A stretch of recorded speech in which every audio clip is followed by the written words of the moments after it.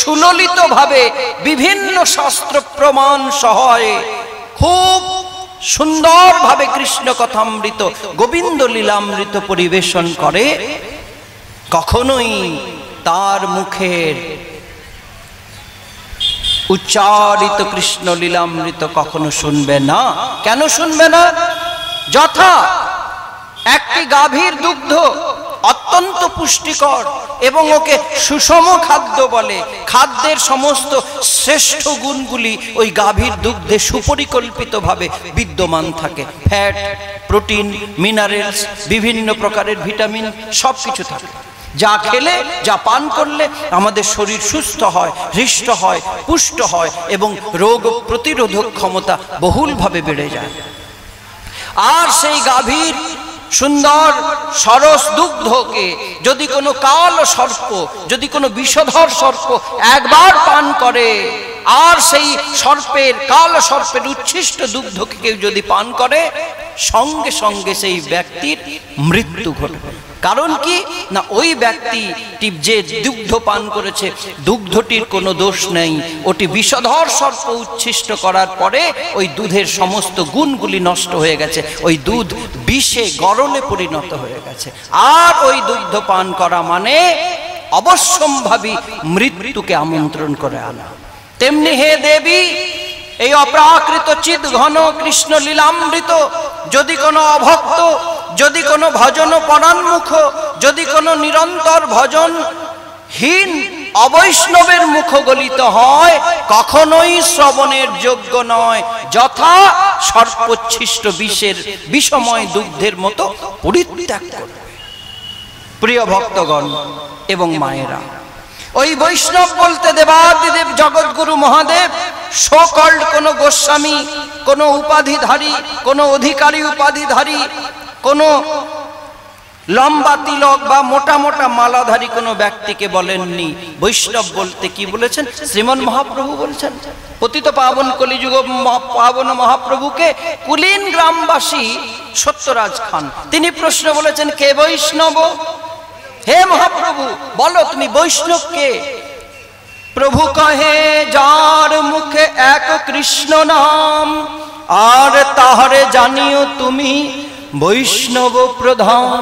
এইভাবে পতিত পাবন শ্রী গৌরহরি বৈষ্ণব, বৈষ্ণবতর, বৈষ্ণবতম এইভাবে সুন্দরভাবে প্রকারভেদ করেছেন। আপনারা চৈতন্য চরিতামৃত সুন্দরভাবে আস্বাদন করুন।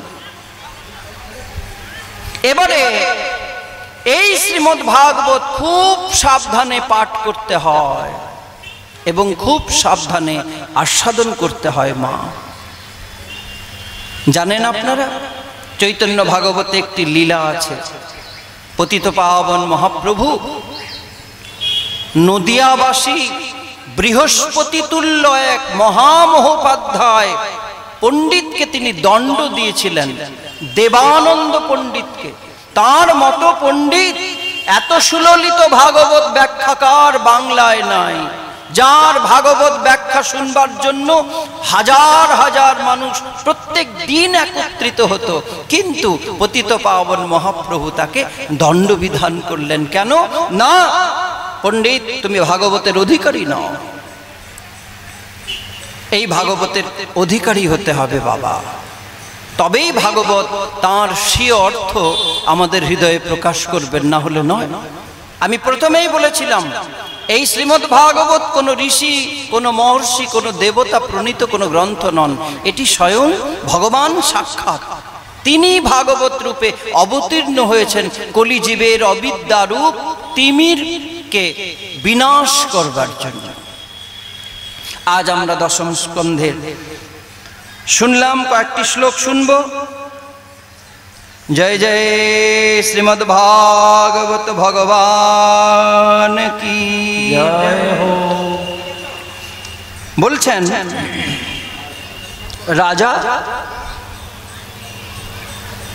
মাতা বসুন্ধরার আকুল প্রার্থনায়, আকুল ক্রন্দনে প্রজাপতি ব্রহ্মার অত্যন্ত দুঃখিত হলেন এবং তিনি দুঃখিত হয়ে ভগবানের শরণাগত হলেন। এবং মাতা বসুন্ধরা কি রূপে অবতীর্ণ হয়েছেন ব্রহ্মলোকে? গোরূপে। দেখুন, ভগবানের প্রত্যেকটি নামের সঙ্গে গোর শব্দটি রয়েছে। ভগবানকে আমরা বলি গোপাল, যিনি গোবংশকে পালন করেন। ভগবানের অপর নাম গোবিন্দ, যিনি গোবংশকে আনন্দ প্রদান করতে পারেন। ভগবান যে নিত্য ধামে নিত্য লীলা বিলাস করেন, ওই নিত্য ধাম সচ্চিদানন্দ ঘনধাম ব্রহ্মময় জ্যোতির্ময় নিত্য ধামের নাম গোলোক। ভগবান যেখানে দাপরের শেষার্ধে অবতীর্ণ হলেন, ওই গ্রামের নাম, ওই নগরীর নাম গোকুল। যারা ভগবানকে ভালোবাসে, যারা ভগবান ব্যতীত আর কিছু জানে না, ওই সমস্ত জাতি যারা ভগবানের নিত্য লীলার সহচর, যে বংশে যে কুলে ভগবান লীলা করেছেন, ওই কুলের নাম গোপকুল। যারা ভগবানকে ভালোবাসে, আর ভগবান যাদের ভালোবাসেন, যারা ভগবানকে কেমন ভাবে ভালোবাসতে হয়, যারা কৃষ্ণের জন্য কেমন ভাবে কাঁদতে হয়, কেমন ভাবে সমস্ত সংসারের আসক্তিগুলো পরিহার করে কৃষ্ণ চরণাশ্রয় করতে হয়, এই শিক্ষা যারা দিয়েছিলেন তারা কারা? গোপী। তো ভগবানের প্রত্যেকটি নামের সঙ্গে, প্রত্যেকটি লীলা, প্রত্যেকটি পরিকরের সঙ্গে, প্রত্যেকটি ধামের সঙ্গে এই গো শব্দটি রয়েছে। তাই মা, যেখানে গো নেই সেখানে পাল নেই। এই যে আমাদের জন্মাষ্টমী হবে পরশুদিন, আমরা যে ভগবানের গোপালের অভিষেক করব, অভিষেক প্রথমে কি দিয়ে হয়? পঞ্চগব্যে অভিষেক হয়, তারপরে পঞ্চামৃতে। যারা জন্মাষ্টমীর রাত্রিতে, অর্ধরাত্রিতে শঙ্খে গোদুগ্ধে গোপালের অভিষেক করবেন, ওদের গৃহে কখনো কোনো গ্রহযোগ হবে না, কোনো দৈব যোগ হবে না, কোনো দুর্ঘটনা হবে না। ভগবান ওই গৃহকে এবং ওই ভক্তের সমস্ত পরিবারকে সুরক্ষা প্রদান করবেন। যারা পঞ্চগব্যে এবং পঞ্চামৃতে ভগবান বাল গোপাল কৃষ্ণের স্নান এবং অভিষেক করাবেন। এই জন্মাষ্টমী ছোটখাটো কোনো পূজা নয়, ছোটখাটো কোনো উৎসব নয়, স্বয়ং পরাৎপর পরব্রহ্মস্বরূপ ভগবানের আবির্ভাব লীলা। এবং এই বাল গোপালের সেবা, মায়েরা যার বাড়িতে গোপালের সেবা রয়েছে তিনি অত্যন্ত সৌভাগ্যবতী মা। মন দিয়ে শুনবেন আপনারা। গোপালকে প্রত্যেক দিন গব্যের কোনো একটি ভোগ অবশ্যই আপনারা নিবেদন করবেন। গব্য মানে যা গাভী থেকে আসে, হয় দুধ, না হলে দই, না হলে ছানা, না হলে মাখন। একটু দুধ অবশ্যই পাওয়া যাবে আমাদের গ্রামের ঘরে। যেখানে গব্য বস্তু নেই ওখানে কখনো গোপালের সেবা হয় না, আপনারা মন দিয়ে শুনবেন। এবং আর একটি কথাও আমি বলি, আমাদের মেদিনীপুরের, আমাদের তমলুক, আমরা ময়নায় দেখেছি বহু জায়গায় সন্ধ্যা আরতিতে বা প্রাতঃকালীন আরতিতে, মধ্যাহ্ন ভোগ রাগের আরতিতে তেলের প্রদীপ হয়। আরতিতে হয় কিনা বলুন? তেলের প্রদীপ হয়। কখনোই তেলের প্রদীপে আরতি করবেন না ভগবানকে। একটি বাতি হোক, পঞ্চপ্রদীপের দরকার নাই, একটি বাতি হোক, ওটি গব্য ঘৃতের হবে এবং দোকানের কিনা ঘি নয়। ঘরে আপনারা তৈরি করবেন ঘি, দোকানের কিনা ঘি ওটি ঘি নয়।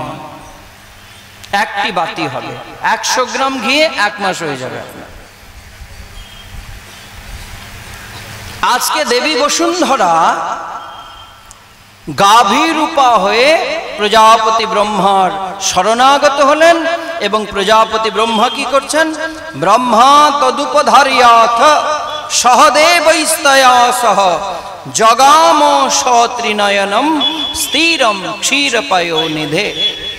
তারপরে মাতা ধরিত্রীর অসহনীয় দুঃখের কথা শ্রবণ করে প্রজাপতি ব্রহ্মা অন্যান্য দেবগণ সহ ত্রিলোচন দেবাদিদেব মহাদেবকে নিয়ে, কেন না বৈষ্ণবানাম যথা শম্ভু, ত্রিনয়নধারী দেবাদিদেব মহাদেবকে নিয়ে কোথায় গেলেন? ক্ষীর সমুদ্রের কূলে, যে ক্ষীর সমুদ্রে ভগবান অনন্ত শয্যায় শয়ন করেন। শান্তাকারম ভুজগশয়নম পদ্মনাভম সুরেশম বিশ্বধারম গগনসদৃশম মেঘবর্ণম শুভাঙ্গম লক্ষ্মীকান্তম কমলনয়নম योगिभिर्ध्यानगम्यं वन्दे विष्णुं भवभयहरं सर्वलोकैकनाथम्। যে ভুজগ শয়নে ভগবান শায়িত থাকেন, ভগবানের নিত্য আনন্দময় শয়নস্থান হলো সেই ক্ষীর সমুদ্র। সেই ক্ষীর সমুদ্রের কূলে দেবাদিদেব মহাদেব এবং সমস্ত দেবগণকে নিয়ে প্রজাপতি ব্রহ্মা আরম্ভ করলেন ভগবানের স্তব। তত্র গত্বা জগন্নাথম দেবদেবম বৃষাকপিম পুরুষম পুরুষ সুক্তেন উপতস্থে সমাহিতঃ। এখানে ভগবানের অপর নাম জগন্নাথ। শ্রীমদ্ ভাগবত মহাপুরাণে প্রথম এখানে আমরা ভগবানের জগন্নাথ নামটি শ্রবণ করলাম ভাগবতে। জয় জয় জগন্নাথ স্বামী কি জয় হো। তত্র গত্বা, সেখানে গিয়ে জগতের নাথ, অনন্ত কোটি ব্রহ্মাণ্ডের অধীশ্বর, দেবদেব, সকলের পালনকর্তা, সকলের দুঃখ নিবারক, ক্ষীরোদার নবসায়ী মহাবিষ্ণুকে অর্থাৎ ভগবানকে সমাহিত চিত্তে পুরুষ সূক্ত মন্ত্রের দ্বারা আরাধনা করলেন। কোন মন্ত্র? পুরুষ সূক্ত মন্ত্র। ঋগ্বেদের দশম মণ্ডলের অন্তর্গত একটি মন্ত্র, যাকে পুরুষ সূক্ত মন্ত্র বলে। ভগবানের কোনো অভিষেক, ভগবানের কোনো বিশেষ পূজন, ভগবানের কোনো বিশেষ হোম এই পুরুষ সূক্ত মন্ত্র ছাড়া হয় না। বিভিন্ন পুরাণে এবং ধর্মশাস্ত্রে বা বৈষ্ণব আগম শাস্ত্রে উল্লেখ আছে ভগবানের সবচেয়ে প্রিয় হলো এই পুরুষ সূক্ত। ওম সহস্রশিরষাঃ পুরুষা সহস্রাক্ষ সহস্রপাত সভৌমিজ্ঞ সর্বতঃ স্পৃত্বা অত্যতিষ্ঠদ্দশাঙ্গুলম ইত্যাদি 16টি মন্ত্র রয়েছে এই পুরুষ সূক্তে। যারা প্রকৃত বেদজ্ঞ ব্রাহ্মণ, যারা বেদাভ্যাসী, যারা বেদ পাঠ করতে পারেন, ওই সমস্ত সাত্ত্বিক বিষ্ণু ভক্তি পরায়ণ ব্রাহ্মণ দিয়ে ভগবানের বিশেষভাবে অভিষেক করতে হয়। শালগ্রাম স্বরূপ ভগবানের এই পুরুষ সূক্ত মন্ত্রে বিশেষভাবে অভিষেক করাতে হয়, তাতে অনন্ত ফল লাভ হয়, অনন্ত ফল লাভ। আজ প্রজাপতি ব্রহ্মা চতুর্মুখে ওই পুরুষ সূক্ত মন্ত্রে পরম পুরুষোত্তম ভগবান মহাবিষ্ণুর স্তব করছেন। অভিপ্রায়, হে ভগবান, তুমি আবার আবির্ভূত হও প্রভু, এই জগতে অধর্ম, অসত্য, অন্যায়কে বিনাশ করো। এই অত্যাচারী, ব্যভিচারী, অনাচারী,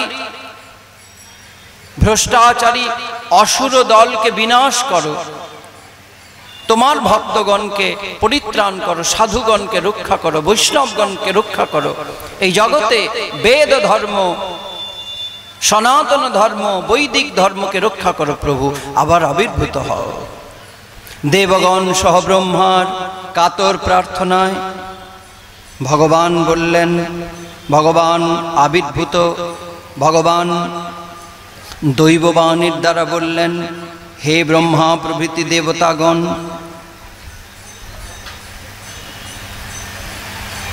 আমি অল্প সময়ের মধ্যে এই ধরিত্রীতে ভারতখণ্ডে মথুরা মণ্ডলে আবির্ভূত হব এবং আমার লীলাকে, আমার লীলার পুষ্টি বিধান করবার জন্য তোমরাও গোপকুলের বিভিন্ন স্থানে অবতীর্ণ হও।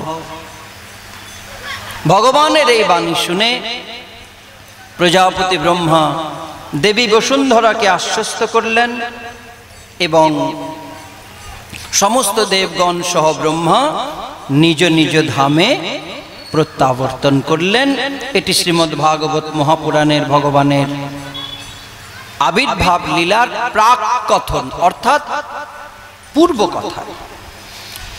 এবারে পরবর্তী সময়ে রাজা পরীক্ষিতের নিকট শ্রীল শুকদেব বর্ণনা করছেন, তস্যাম তু করহিচিৎ ছৌড়ে বসুদেব কৃতদ্বহ দেবক্যা সূর্যয়া সার্ধম প্রয়াণে রথমারুহৎ। বহু পূর্ব থেকে মথুরা নগরী সমস্ত যদুবংশীয় রাজাগণের রাজধানী ছিল এবং সেই মথুরা মণ্ডলে যদুবংশীয় এক রাজকুমার বসুদেব, তিনি দেবকী নাম্নী রাজা উগ্রসেনের ভাইয়ের কন্যাকে, ভ্রাতুষ্কন্যা অর্থাৎ ভাইঝিকে বিবাহ করে নিজ নববিবাহিতা পত্নী সহ গৃহে প্রত্যাবর্তন করবার জন্য রথে আরোহণ করেছিলেন। রাজা উগ্রসেনের কোনো মেয়ে ছিল না। তিনি তার ছোট ভাইয়ের মেয়েকে অর্থাৎ দেবী দেবকীকে খুব আনন্দের সঙ্গে আতিশয্যের সঙ্গে তার বিবাহ সম্পন্ন করিয়ে নিজের ছেলে রাজকুমার কংসকে দিয়ে তার প্রতিগৃহে পাঠাচ্ছেন। এই রাজকুমার কংস অত্যন্ত দাম্ভিক, অত্যন্ত নিষ্ঠুর এবং অত্যন্ত বলশালী। ক্ষত্রিয় কুলে জন্মগ্রহণ করেও এ অসুর স্বভাব বিশিষ্ট। সে কি করেছে, তার সেই ছোট্ট বোন এবং সেই বোনের বরকে রথ আরোহণ করিয়ে নিয়ে তার প্রতিগৃহে ছাড়তে যাচ্ছে। সেই সময়ে বহু বাদ্য, বহু নৃত্য গীত এখানে বর্ণনা রয়েছে। দেবকীর পিতা রাজা দেবক তার কন্যাকে অত্যন্ত ভালোবাসতেন। তার কন্যা এবং জামাতা তার গৃহ থেকে যখন যাচ্ছিলেন তখন যৌতুক স্বরূপ তার কন্যাকে তিনি স্বর্ণমালায় বিভূষিত 400 হস্তি, 10,000 অশ্ব, 1800 রথ এবং বিবিধ অলঙ্কারে বিভূষিত 200 অত্যন্ত সুন্দরী দাসী প্রদান করেছিলেন। রাজবাড়ির ঘটনা, বহু ব্যাপার, বহু যৌতুক, বহু পণ দিয়ে তিনি মেয়েকে বিদায় দিচ্ছেন। শঙ্খ, তুরি, ভেরি প্রভৃতি নানা বাদ্য এবং দুন্দুভি সহ নৃত্য গীত হচ্ছিল। সবার মনে আনন্দ। কংস রথের রজ্জু গ্রহণ করে নিজে রথ চালন করছিল। পথিমধ্যে এক ভয়ঙ্কর কুজ্ঝটিকা সহ ঝড়ের সৃষ্টি হলো এবং দৈববাণী হলো, আকাশবাণী হলো, হে মূঢ় কংস, যে ছোট্ট বোনকে এত আনন্দ করে এত বাদ্য বাজনা বাজিয়ে তুই তার শ্বশুর ঘরে দিতে যাচ্ছিস, সেই ছোট বোনের অষ্টম গর্ভজাত পুত্র সন্তান তোকে বধ করবে। কি করবে? বধ করবে, মানে মেরে ফেলবে। এই কথা শোনার সঙ্গে সঙ্গেই ওই রাজকুমার কংস, যে এত আনন্দে নিজের বোনকে সস্নেহে এত ভালোবেসে নিয়ে যাচ্ছিল তার শ্বশুর ঘরে রাখবার জন্য, তখন সে নিজ মূর্তি ধারণ করল। আমরা ব্রহ্মবৈবর্ত পুরাণে, স্কন্দ পুরাণে এবং অন্যান্য উপপুরাণে এই রাজকুমার কংসের বর্ণনা শুনতে পারি, যদিও ভাগবতে বর্ণনা নেই। এই রাজকুমার কংসের জন্ম বৃত্তান্ত বলছে, ইনি রাজকুল উদ্ভব হলেও, ইনি ক্ষত্রিয় কুল উদ্ভব হলেও জন্মসূত্রে ক্ষত্রিয় জাতির নয়। এর শরীরে একটি অসুরের ভয়ঙ্কর রক্ত প্রবাহিত হচ্ছিল। সেই জন্য এই কংস সমস্ত সময়ে অত্যন্ত অসুর স্বভাব বিশিষ্ট, অত্যন্ত নির্দয়, অত্যন্ত নিষ্ঠুর। একটি মানুষকে গলা টিপে মেরে ফেলতেও এর হাত কাঁপবে না। আর তাই এই রাজকুমার কংসের যারা বন্ধুবর্গ, যারা প্রিয়জন, যারা আত্মীয়জন, সব ওই দানব, অসুর এবং রাক্ষস কুলোদ্ভব। যেমন বকাসুর, অঘাসুর, প্রলম্বাসুর, আর একটি বান্ধবীও আছে, খুব সুন্দর এই বান্ধবী। আমরা যেমন কেউ পায়েস খেতে ভালোবাসি, কেউ মিষ্টি খেতে ভালোবাসি, এই বান্ধবীটি সদ্য জন্মানো থেকে 6 মাসের মধ্যে শিশুদের গলা টিপে তার রক্ত পান করতে ভালোবাসে। এর নামটি খুব সুন্দর, পুতন। তখন এই কংস নিজ মূর্তি ধারণ করল, একদম কোমর থেকে তরবারি কোষ মুক্ত করে দ্রৌপদী দেবকীর চুলের মুঠি ধরে তাকে উদ্যত হলো, শেষ করে দেবে, মেরে দেবে। রাজকুমার বসুদেব দেখলেন ভয়ঙ্কর ব্যাপার, কি দুঃখের ব্যাপার।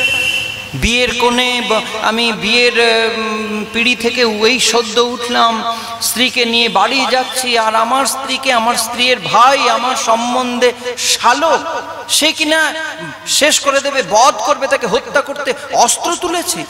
কি ভয়ঙ্কর ব্যাপার। সঙ্গে সঙ্গে তিনি জড়িয়ে ধরলেন তাকে। রাজকুমার, এ কি করছেন আপনি? এ আপনার ছোট বোন, আর এই প্রকাশ্য রাজপথে এখানে হাজার হাজার মানুষ আছে, আপনি আজকে রাজকুমার, পরবর্তী সময়ে মথুরার অধিপতি, মথুরার সিংহাসনে বসবেন। আপনার মতো এত বিশিষ্ট ব্যক্তির পক্ষে এই ধরনের জঘন্য আচরণ করা কখনোই কাম্য নয়। লোকে কি বলবে আপনাকে? এই সামান্য দৈববাণী শুনে রাজকুমার কংসের মতো এক বীর সন্তান, সে নিজের বোনকে বিয়ের দিন, বিয়ের কোণে তাকে মেরে ফেললো। আপনি কাজ করবেন না, আপনি নিরস্ত হলো। কিন্তু অত্যন্ত নির্দয় নিষ্ঠুর কংসের মনে এতটুকু করুণা নেই, এতটুকু স্নেহ নেই, ভালোবাসা নেই। না বসুদেব, এই পৃথিবীতে কেউ কারণ না, এই পৃথিবীতে নিজের জন্য বেঁচে থাকতে হয়। এই সামান্য বোনের পেট থেকে জন্মানো আমার ভাগ্নে, সে যদি আমাকে মেরে দেয়, এর চেয়ে লজ্জার কি থাকতে পারে?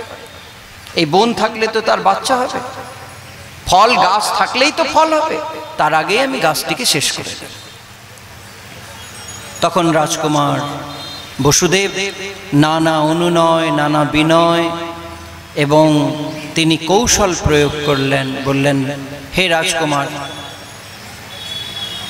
কংস, আমি আপনাকে প্রতিজ্ঞা করে বলছি, আপনার বোনের গর্ভজাত প্রথম গর্ভ থেকে অষ্টম গর্ভ পর্যন্ত, পুত্র হোক বা কন্যা হোক, প্রত্যেকটি সন্তানকে আমি আপনার হাতে তুলে দেব। আপনি যা করতে পারেন, আপনি কৃপা করে দেখুন, এই ছোট বোনকে আপনি হত্যা করবেন না। এই নারী হত্যার পাপ আপনি নেবেন না রাজকুমার। এতে আপনার ধর্ম, আপনার যশ, আপনার কীর্তি সমস্ত কিছু ভুলুণ্ঠিত হয়। কুমার বসুদেবের এই প্রস্তাব শুনে কংস আশ্বস্ত হলো, অস্ত্র নামিয়ে দিল, বলল, ঠিক আছে রাজকুমার, আমি তোমাকে বিশ্বাস করি। বসুদেব, যাও তোমরা। এই বলে বোনকে মাঝ রাস্তায় ছেড়ে দিয়ে ওই অত্যাচারী কংস ফিরে এলো মথুরার প্রাসাদ। এই কংস, যাকে ভগবান মাতুল জেনেও বধ করেছিলেন, এই ভাগবতের দশম স্কন্ধে রয়েছে একটি প্রশ্ন। মহারাজ রাজাধিরাজ পরীক্ষিত প্রশ্ন করেছেন, মাতুল জেনেও ভগবান বধ করলেন? দেখুন, ভগবান নিখিল ধর্মের মূর্তিমন্ত প্রতীক। তিনি বিশ্বের সমস্ত শাশ্বত সনাতন ধর্মের একমাত্র রক্ষক, একমাত্র পালক এবং ধর্মের মূর্তিমন্ত প্রতীক হলেন ভগবান। তিনি ধর্ম রক্ষা করবার জন্য আসেন এবং তিনি ধর্মকে সংস্কার করবার জন্য আসেন, এবং তার লীলার মাধ্যমে যে দৃষ্টান্তগুলো রেখে যান, ওই দৃষ্টান্তগুলোকে আমরা শাস্ত্র প্রমাণমূলক বলে, শাস্ত্র প্রমাণ মূলে যুগ যুগ ধরে গ্রহণ করছি। যেমন ভাবে তিনি গীতা মুখে বললেন, অর্জুন এদের তুমি বধ করো। অর্জুন বললেন, প্রভু এরা অবদ্ধ, এরা গুরুজন, কাকে আমি মারবো প্রভু? যার কোলে বসে আমরা ছোটবেলা থেকে মানুষ হয়েছি। বাবা কোন ছোটবেলায় মরে গেছে, আমাদের অভিভাবক বলতে এই ঠাকুরদাই পিতামহ ভীষ্মদেব, যার যার পরিচয়ে আমরা পরিচয়, আমাদের পরিচয়, যারা আমাদের মানুষ করেছেন, সেই পিতামহ ভীষ্মের বক্ষে অস্ত্রঘাত করব? যিনি আমাকে হাতে খড়ি দিয়েছেন, কুলগুরু আচার্য কৃপাচার্য, যিনি আমাদের বিদ্যা শিক্ষা দিয়েছেন, সেই কৃপাচার্যকে বধ করব? যিনি আমাকে তীর ধরা শিখিয়েছেন, অস্ত্র ধারণের কৌশল শিখিয়েছেন, সেই গুরুদেব দ্রোণাচার্য, তার সঙ্গে যুদ্ধ করব প্রভু? এই অন্যায় যুদ্ধ। এইভাবে অবদ্ধ গুরুজনদের, যাদের জন্য আমাদের বাঁচতে হয়, সেই গুরুজনদের আমি বধ করতে পারবো না। তখন ভগবান কৃপা করে অর্জুনকে ধর্ম এবং ধর্মের তত্ত্ব সকল শিক্ষা দিলেন এই গীতা মুখে। প্রিয় ভক্তজন, অনেকে বলেন গীতা আলাদা, শ্রীমদ্ ভাগবত আলাদা। অনেকে বলেন আগে গীতা পড়তে হবে, তারপরে শ্রীমদ্ ভাগবত পড়তে হবে। অনেকে বলেন গীতার শিক্ষা আলাদা, শ্রীমদ্ ভাগবতের শিক্ষা আলাদা। একটি কথা বলি মা, গীতায় ভগবান খুব সংক্ষেপে, খুব সার সংক্ষেপে যে সমস্ত শিক্ষাগুলো, যে সমস্ত উপদেশগুলো দিয়েছেন, শ্রীমদ্ ভাগবত মহাপুরাণে প্রত্যেকটা ওই শিক্ষাগুলির ব্যাপক এবং বহুল রূপে তিনি ব্যাখ্যা করেছেন। যেমন শ্রীমদ্ ভাগবত মহাপুরাণের একাদশ স্কন্ধে অর্জুনকে ভগবান যেগুলো খুব সংক্ষেপে শিখিয়েছেন, অর্জুন যোগস্থ কুরু কর্মণি, এবারে যোগস্থ হয়ে কিভাবে কর্ম করতে হয় সুন্দরভাবে, সুললিতভাবে, বহুলভাবে, বিস্তারিতভাবে বর্ণনা করলেন। কোথায়? একাদশ স্কন্ধে, উদ্ধবের কাছে। এই জন্য কখনোই ভাববেন না গীতা আলাদা আর শ্রীমদ্ ভাগবত আলাদা, কখনোই আলাদা না। এটি সংক্ষেপে বলা আর সেটি বিস্তৃতভাবে, সুন্দরভাবে বুঝিয়ে বুঝিয়ে বলা। এখানে বললেন মদ যাজি মাম নমস্কুরু, তুমি আমাকে যাজন করো, আমার ভক্ত হও। কেমন ভাবে প্রণাম করবে? একাদশ স্কন্ধে ভগবান বললেন এইভাবে প্রণাম, প্রণামের প্রকারভেদ বলেছেন। কেমন ভাবে আমাকে অর্চন করতে হয়, ব্যাপকভাবে, বহুলভাবে ভগবান শ্রীমদ্ ভাগবত মহাপুরাণে বলেছেন। এই জন্য বলি মা, শ্রীমদ্ ভাগবত মহাপুরাণ এবং শ্রীমদ্ ভগবত গীতার মধ্যে ভেদ জ্ঞান করা মহা অপরাধ। এরপরে শ্লোকে আমরা শুনব ভগবান আবির্ভূত হচ্ছেন। আবির্ভূত হওয়ার প্রথমে ব্রহ্মাদি দেবগণের অবতরণ কোথায়? না ওই কংসের অন্ধকার পাষাণময় কারাগারের মধ্যে। ব্রহ্মাদি দেবগণ বললেন ভগবান নিজে অবতীর্ণ হবেন পৃথিবীতে, ভগবানের অবতার লীলা হবে। নারায়ণ নররূপে অবতীর্ণ হবেন, মাধব মানব রূপে অবতীর্ণ হবেন। অখিল রসামৃত সিন্ধু নিত্য চিন্ময় ভগবান, সচ্চিদানন্দ ঘন ভগবান নিত্য চিন্ময় ধাম পরিহার করে, গোলক পরিহার করে এই জড়ময় পৃথিবীতে অবতীর্ণ হবেন। এই মাটির পৃথিবীতে অবতীর্ণ, অবতার করবেন, অবতার গ্রহণ করবেন। এসো আমরা সকলে যাই ভগবানের সেই আবির্ভাব লীলাকে বরণ করে নিই। এবং ভগবান যার কোলে অবতীর্ণ হবেন সে সৌভাগ্যবান এবং সেই সৌভাগ্যবতী বাবা মাকে দেখে আসে। অত্যাচারী কংস কি করেছে?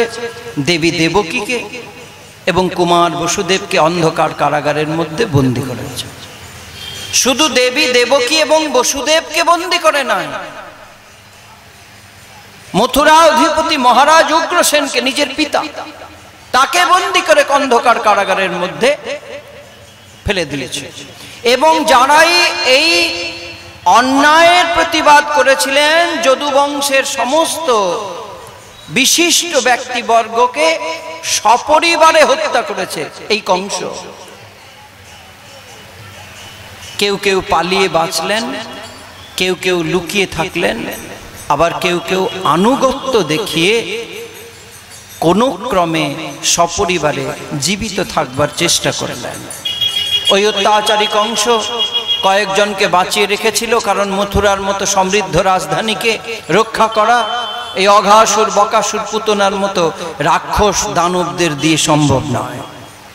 যে কয়েকজনকে বাঁচিয়ে রেখেছিল তার মধ্যে একজন হলেন মহামতি অক্রূর, যদুকুলের এক অসামান্য প্রতিভাধর, এক অসামান্য রাজনীতিবিদ, রাষ্ট্রনীতিবিদ, মহাপুরুষ এবং পরম ভাগবতোত্তম, পরম বৈষ্ণব, যিনি তত্ত্বগতভাবে কৃষ্ণই পরাৎপর পরব্রহ্ম, যিনি ভগবানের কৃপায় জানতে পেরেছিলেন এবং ভগবানের বহু লীলার তিনি পুষ্টি বিধান করেছিলেন, ব্রজলীলায় এবং দ্বারকা লীলায়। পরবর্তী সময়ে আমরা শুনব। এরপরে আমরা ভগবানের গর্ভস্তুতি নামক শ্রীমদ্ ভাগবতের দশম স্কন্ধের একটি স্তব আছে, যেটি একটি দুটি শ্লোক আমরা শুনব। আজ প্রজাপতি ব্রহ্মা সহ অন্যান্য দেবগণ সকলেই সূক্ষ্ম রূপে কংসের অন্ধকার কারাগারের মধ্যে অবতীর্ণ হয়েছেন এবং ভগবানের স্তুতি করছেন। গোবিন্দ জয় জয় গোপাল জয় জয়, গোবিন্দ জয় জয় গোপাল জয় জয়, গোবিন্দ জয় জয় গোপাল জয় জয়, গোবিন্দ জয় জয় গোপাল জয় জয়, রাধারমণ হরি গোবিন্দ জয় জয়, রাধারমণ হরি গোবিন্দ জয় জয়, গোবিন্দ জয় জয় গোপাল জয় জয়, গোবিন্দ জয় জয় গোপাল জয় জয়, রাধারমণ হরি গোবিন্দ জয় জয়, রাধারমণ হরি গোবিন্দ জয় জয়, রাধারমণ হরি গোবিন্দ জয় জয়, রাধারমণ হরি গোবিন্দ জয় जय जय बाल गोपाल कृष्ण चंद्र भगवान की जय हो, जय यशोदा मैया की जय हो, नंदराज महाराज की जय हो, गोकुल धाम की जय हो, श्री जन्माष्टमी महामहोत्सव की जय हो, जय जय श्री राधे श्याम। ब्रह्मा भवश्च तत्रेत मुनिभिर्नारदादिभिः, ब्रह्मलोक থেকে, শিবলোক থেকে, ইন্দ্রলোক থেকে সমস্ত দেবগণ, নারদ, দেবল, ব্যাস প্রভৃতি ঋষিগণ, দেবাদিদেব মহাদেব সহ প্রজাপতি ব্রহ্মা সূক্ষ্ম রূপে অন্ধকার কারাগারের মধ্যে আগমন করলেন এবং সকলে একত্রিত হয়ে অনন্ত কোটি ব্রহ্মাণ্ডের আনন্দ বর্ধনকারী ভগবানের প্রসন্নতা বিধানের জন্য স্তব করতে লাগলেন। আমরা যে ভগবানের স্তুতি করি প্রত্যেক দিন, আপনারা কেউ ভগবানের স্তব করেন? কেউ? মা, প্রিয় ভক্তগণ, কেউ করেন স্তব? কে করেন? একটু হাত তুলে। একজন মাই করেন, বাহ। মা, একটি কথা মনে রাখবেন আপনারা, ভগবানের স্তব করলে কি হয়? কি হয়? আচ্ছা বলুন তো, নেতাদের স্তব করলে কি হয়? আমাদের যারা নেতারা রয়েছেন, নেতাদের স্তব করলেই পৃথিবীতে সবকিছু পাওয়া যায়। ঘর বাড়ি পাওয়া যায়, চাকরি বাকরি পাওয়া যায়, এই জগতে এই জাগতিক সমস্ত সুখ স্বাচ্ছন্দ্য আমাদের নেতাগণ নেত্রীগণ দিতে পারেন না। এটা অসত্য নয়, সত্য কথা বলছি। এই জাগতিক সমস্ত কিছু তারা দিতে পারবে না। ভগবানের স্তব করলে কি দেবেন ভগবান? কিছু দেবেন? কিচ্ছু দেবেন। আমরা সারাদিন গোবিন্দ জয় জয়, গোপাল জয় জয়, গোবিন্দ জয় জয়,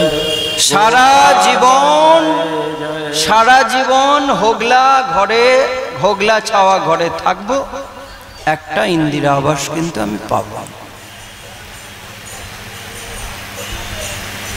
ভগবান আমাদের জড়জাগতিক কোনো স্বাচ্ছন্দ্য দেন না, দেন না।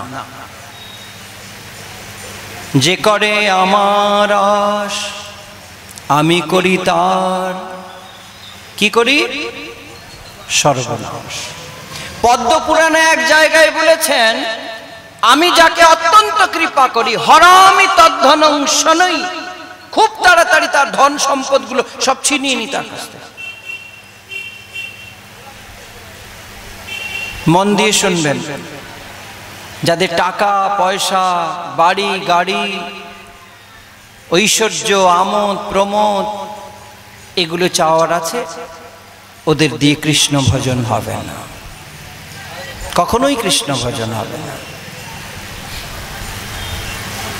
রাজা কৃষ্ণচন্দ্র, যার পরবর্তী নামে লালা বাবু, যাকে শ্রীজীব গোস্বামী লালা বাবু নাম দিয়েছিলেন, মনে আছে? আজ থেকে 400 বছর আগে প্রায়। মাসিক আয় যার কয়েক লক্ষ টাকা, তিনি সমস্ত কিছু পরিত্যাগ করে বৈরাগ্যের চির বসন ধারণ করে, কণ্ঠে তুলসী মালা, দ্বাদশ তিলক ধারণ করে, রাধা গোবিন্দের নাম নিরন্তর শ্রবণ করে, কীর্তন করে করে ব্রজের প্রতিটি কুঞ্জে কুঞ্জে ঘুরে বেড়াচ্ছেন, নিত্য নিরন্তর শ্রী রাধা কৃষ্ণ নাম, শ্রী রাধা কৃষ্ণ লীলা স্মরণ এবং যমুনা জলপান এবং হস্তে মাধু করিতে যতটুকু আসে ততটুকু সেবা।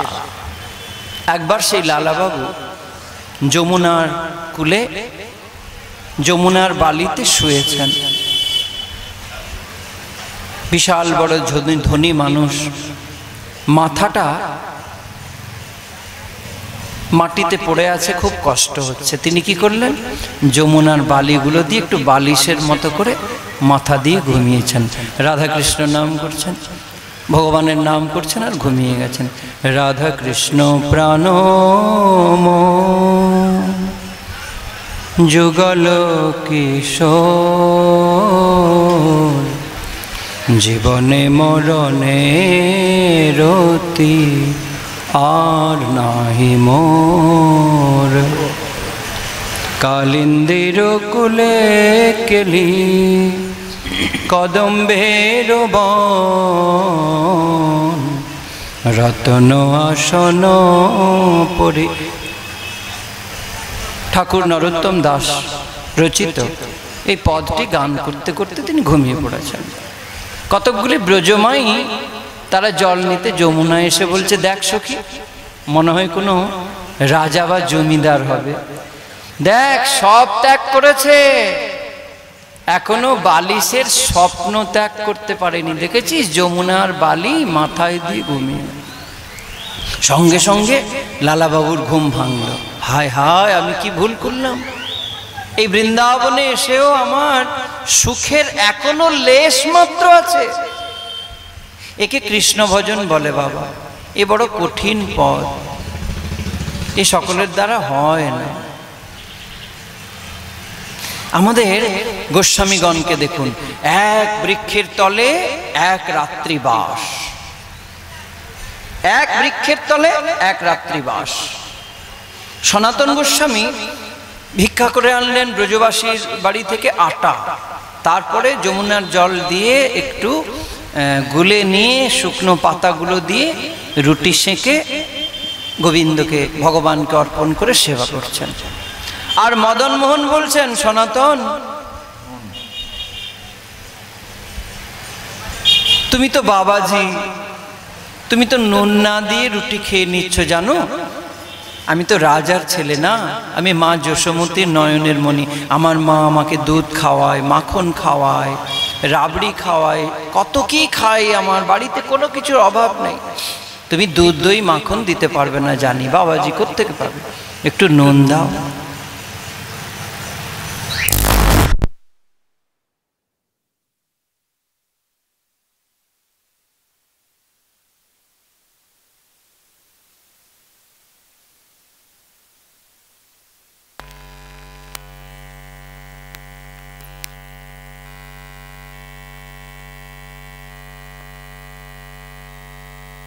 রাম হরে হরে, লাইন নাই।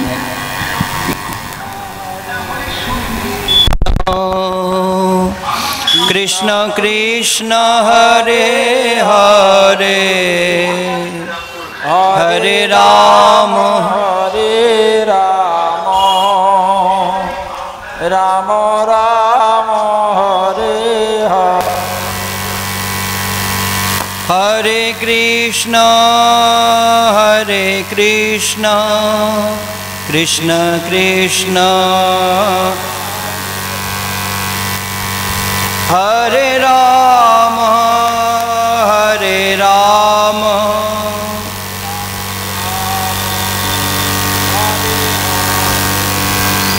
হরে কৃষ্ণ হরে কৃষ্ণ, কৃষ্ণ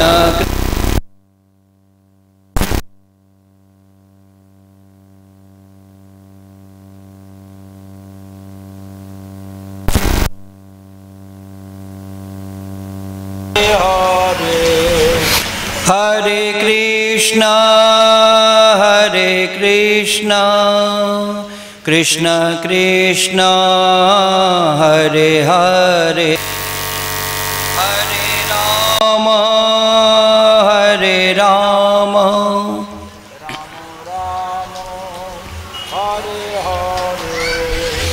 হরে কৃষ্ণ হরে কৃষ্ণ, কৃষ্ণ কৃষ্ণ হরে হরে, হরে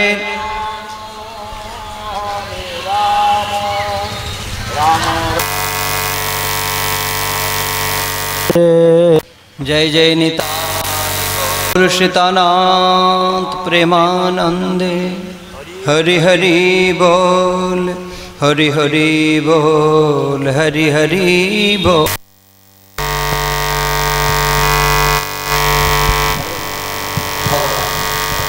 হরে কৃষ্ণ। ভগবান আমাদের জাগতিক সুখও দিতে পারেন এবং পারমার্থিক সুখও দিতে পারেন।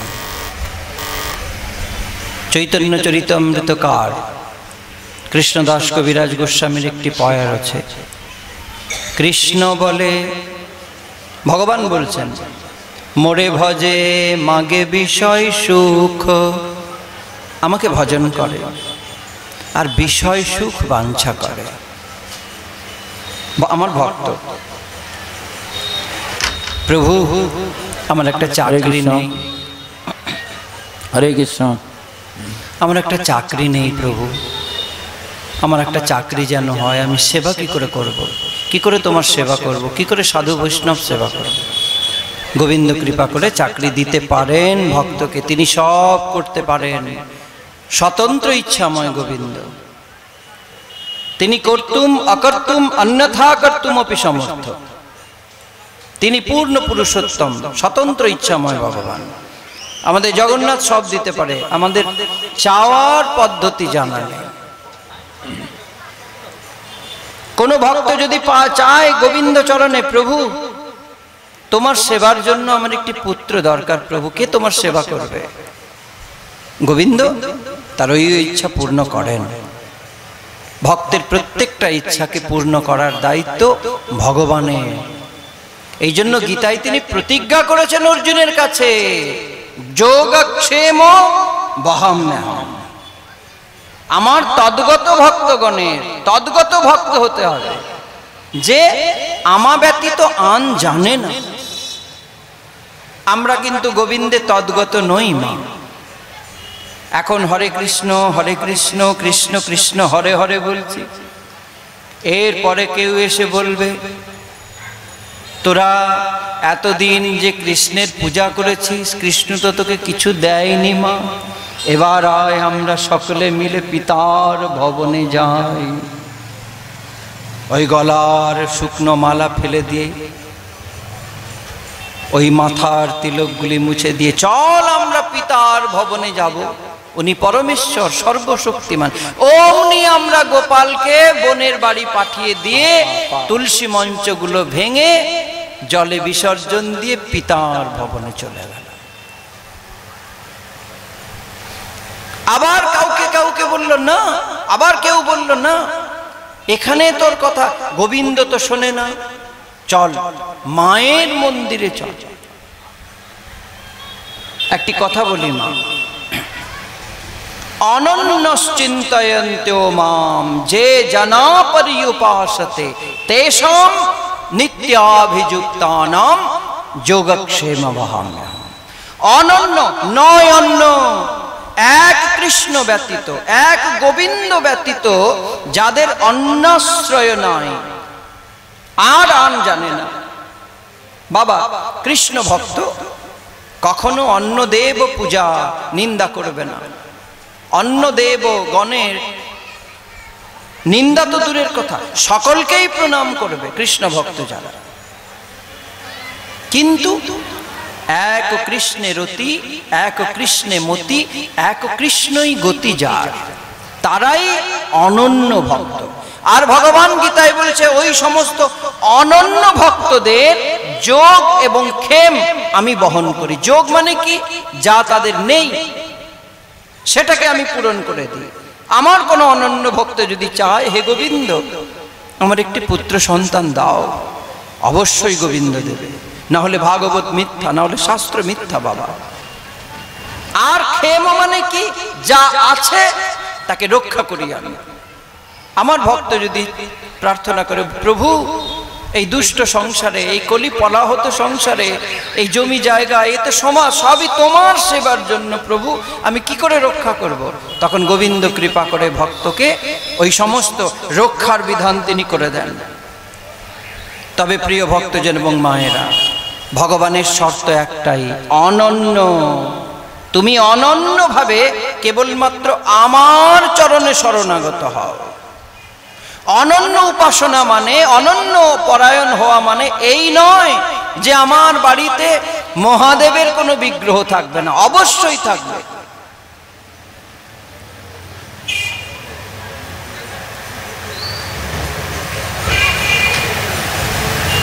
আজ আমি কেন বললাম, এই শ্রীমদ্ ভাগবতের এই গর্ভস্তুতিতে বিভিন্ন সমস্ত দেবগণ একত্রিত হয়েছেন। কেন না, দেব দেব ভগবানকে বরণ করে নেওয়ার জন্য। ভগবান দাপর যুগে মথুরা মণ্ডলে কৃষ্ণপক্ষের অষ্টমী তিথির অন্ধকার রাত্রির মধ্যরাত্রিতে অবতীর্ণ হবেন। তার প্রাগ মুহূর্তে সমস্ত দেবগণ গিয়ে উপস্থিত হয়েছেন সূক্ষ্ম রূপে, দিয়ে ভগবানের স্তুতি করছেন, স্তব করছেন। স্তব করলে কি হয় মা? যে প্রসঙ্গে আমি বলছিলাম, আমরা স্তব করি ভগবানকে, প্রত্যহ স্তব করি। প্রথম সকালবেলা উঠে তমেব মাতা চ পিতা তমেব, হে গোবিন্দ তুমি পিতা, তুমি মাতা, তুমি বন্ধু। স্তব করলে কি হয় জানেন? ভগবানের কৃপায় জন্ম জন্মান্তরের আমাদের যত দুর্দৈবগুলো আছে, ওই সমস্ত দুর্দৈবগুলো বিনাশ হয়। দুর্দৈব মানে দুর্ভাগ্য। পূর্ব সঞ্চিত প্রারব্ধ কর্মফলের যত রাজসিক এবং তামসিক প্রভাব, যার ফলে সংসার জীবনে অসহ্য কষ্টের যন্ত্রণার সম্মুখীন হতে হয়, ভগবানের স্তবের ফলে সেই সমস্ত দুর্দৈবগুলো, দুর্ভাগ্যগুলো, দুষ্ট গ্রহের শক্তিগুলো বিনাশ হয়। মহাভারতে ভগবানের অন্তরঙ্গ প্রিয়তম ভক্ত পরম ভাগবতোত্তম মহাবীর ভীষ্মদেব বলেছেন, ভগবানের যত স্তব আছে সর্বশ্রেষ্ঠ স্তব হলো শ্রী বিষ্ণু সহস্রনাম।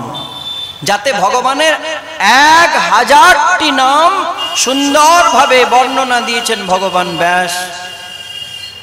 ওই স্তব পাঠ করতে হয় প্রত্যেক একাদশীতে, পূর্ণিমায়, অমাবস্যায় এগুলো পাঠ করতে হয় ভক্তগৃহে। এখানে সমস্ত দেবগণ একত্রিত হয়ে আজ ভগবানকে স্তুতি করছেন। কি বলছেন? দেবগণ বলছেন সত্যব্রতম সত্য পরম ত্রিসত্যম সত্যস্য যোনিম নিহিতম চ সত্যে সত্যস্য সত্যামৃত সত্য নেত্রম সত্যাত্মকম তাম শরণম প্রপন্না। দেবতারা প্রার্থনা করেছেন, হে ভগবান, আপনি সত্য সংকল্প, অর্থাৎ আপনি যা সংকল্প করেন তার সত্যতা রক্ষা করেন এবং কেউ এ ব্রহ্মাণ্ডে কেউ তা রোধ করতে পারে না। তাই আপনি সত্যব্রত। সৃষ্টি, স্থিতি এবং প্রলয় এই ত্রিবিধ কালে আপনি সর্বতোভাবে সমানভাবে বিদ্যমান থাকেন বলে আপনি ত্রিসত্য। ভগবানের অপর নাম ত্রিসত্য। তিনি তিনটি সত্য, পূর্বে ছিলেন, বর্তমান রয়েছেন, ভবিষ্যতেও থাকবেন। হে ভগবান, সম্পূর্ণরূপে সত্যনিষ্ঠ না হলে আপনার কৃপা লাভ করা যায় না। তাই মিথ্যাশ্রয়ী ব্যক্তি কখনো আপনার কৃপা লাভ করতে পারে না। নিতাই গৌর সীতানাথ প্রেমানন্দে। আমরা কখনো সত্য বলি? কখনো সত্য বলি না, সত্য শুনিও না। বর্তমান সময়ে আমরা যে কলিযুগে বাস করছি, ওই কলিযুগে সত্য বলা আর সত্য শোনার মতো লোক খুবই দুর্লভ। হে ভগবান, সৃষ্টির সমস্ত উপাদানে সক্রিয় তত্ত্ব পরম সত্য আপনি। আপনি সকলের প্রতি সমদর্শী। আপনার উপদেশ সর্বলোকের এবং সর্বকালের উপযোগী। আপনি সমস্ত সত্যের আদি। তাই আমরা আপনার চরণে প্রণতি নিবেদন করে আপনার চরণে শরণ গ্রহণ করি। দয়া করে আপনি আমাদের রক্ষা বিধান করুন। জয় নন্দনন্দন ভগবান কি। তাই সমস্ত দেবগণের রক্ষা বিধান কে করেন? দেবগণের রক্ষা বিধান কে করেন? ভগবান। আর আমরা ভগবানের আশ্রয় ত্যাগ করে শ্রাবণ মাসের শনিবারের দিন মোটা মোটা মোমবাতি নিয়ে দাঁড়িয়ে যাই কোথায়? লাইন দিয়ে শনি মন্দিরের সামনে।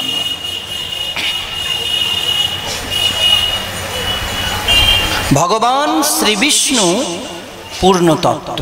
মন দিয়ে শুনবেন। 4 বেদ, 18 পুরাণ, 18টি উপপুরাণে বলছেন যে শ্রী বিষ্ণু তত্ত্বই পূর্ণ।